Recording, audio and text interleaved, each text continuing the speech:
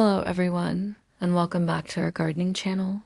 Today, we re-diving deep into one of the most crucial and magical steps in any gardener's journey, seed germination. Getting this first step right is the secret to a thriving, bountiful garden, and I'm going to show you exactly how to create the perfect environment to bring your tiny seeds to life.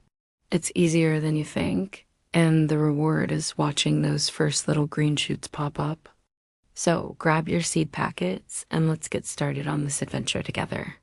First things first, let's talk about what a seed actually needs to wake up from its slumber. Think of it like a tiny sleeping plant packed with all the energy it needs to get started. To wake it up, we need to provide three key things: consistent moisture, the right temperature, and in some cases, a little bit of light. It sounds simple, and it is. But mastering the balance of these elements is what separates a gardening novice from a green-thumbed pro. We're going to break down each of these components so you can build the ideal nursery for your future plants. Let's begin with the foundation of your germination setup, the growing medium.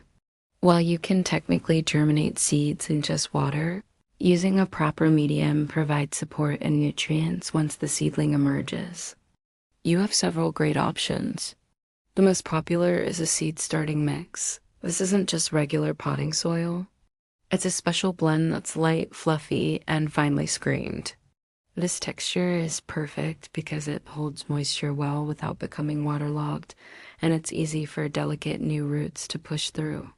It is also sterilized to be free of any fungus or pests that could harm your delicate seedlings.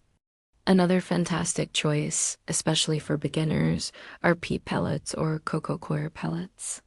These are little compressed discs that expand into a self-contained pot when you add water.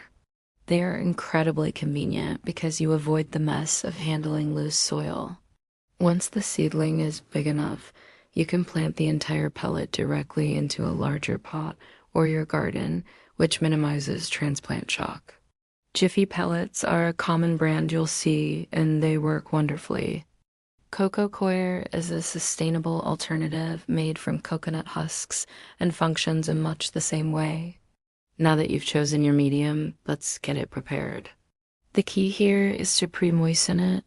You don't want to plant your seeds in dry soil and then water them, as this can easily wash them away or bury them too deep. Instead, pour your seed starting mix into a separate tub or bucket.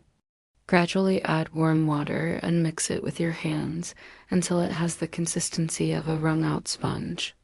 It should be damp all the way through, but not dripping wet when you squeeze a handful.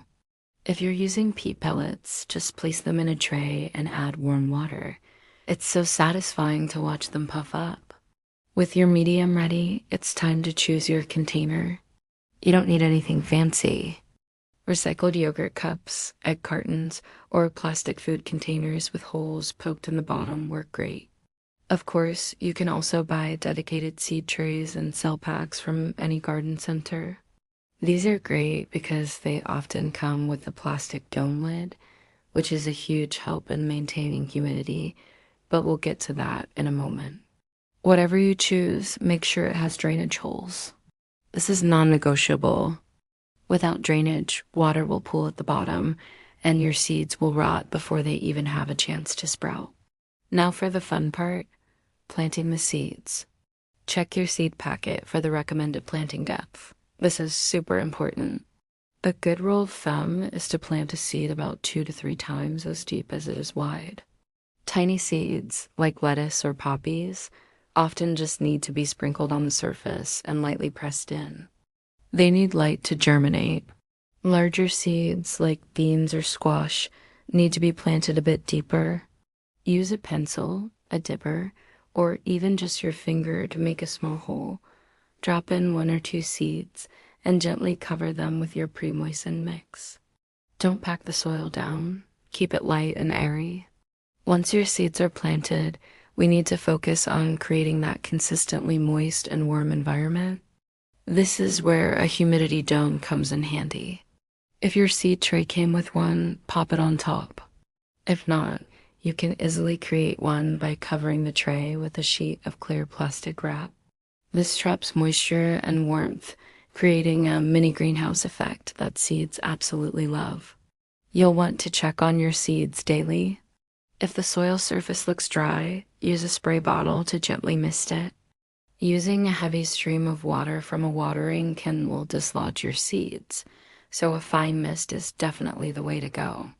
Next up is temperature. Most seeds germinate best in warm soil. The ideal temperature range for the majority of common vegetables and flowers is between 70 and 80 degrees Fahrenheit, or about 21 to 27 degrees Celsius. Your seed packet will often give you a specific range. A sunny windowsill might be warm enough, but for many of us, especially if we're starting seeds early in the spring, our homes are a bit too cool. The single best investment you can make for seed starting is a seedling heat mat. This is a waterproof mat that you place underneath your seed tray, and it gently warms the soil to the perfect temperature, dramatically speeding up germination and improving your success rate. Finally, let's consider light. Before the seeds sprout, most don't need any light. In fact, some, as we mentioned, need darkness. However, the very moment you see the first hint of green pop through the soil, you need to provide a strong light source. A sunny, south-facing window can work, but the light is often not intense or consistent enough. This can lead to leggy seedlings, which are long, pale, and weak because they are stretching desperately for light. The best solution is to use grow lights. You don't need expensive professional lights. A simple fluorescent shop light hung a few inches above your seedlings for 14 to 16 hours a day will work wonders. As your seedlings grow, you'll need to raise the lights to maintain that short distance. So, to recap, start with a light, sterile seed starting mix or pellets and pre-moisten it. Plant your seeds in a container with good drainage at the depth recommended on the packet. Cover the container with a plastic dome or wrap to create a humid environment and place it in a warm spot, preferably on a seedling heat mat. Mist the soil to keep it consistently damp. As soon as you see sprouts, remove the cover and provide at least 14 hours of strong, direct light from a grow light or a very sunny window.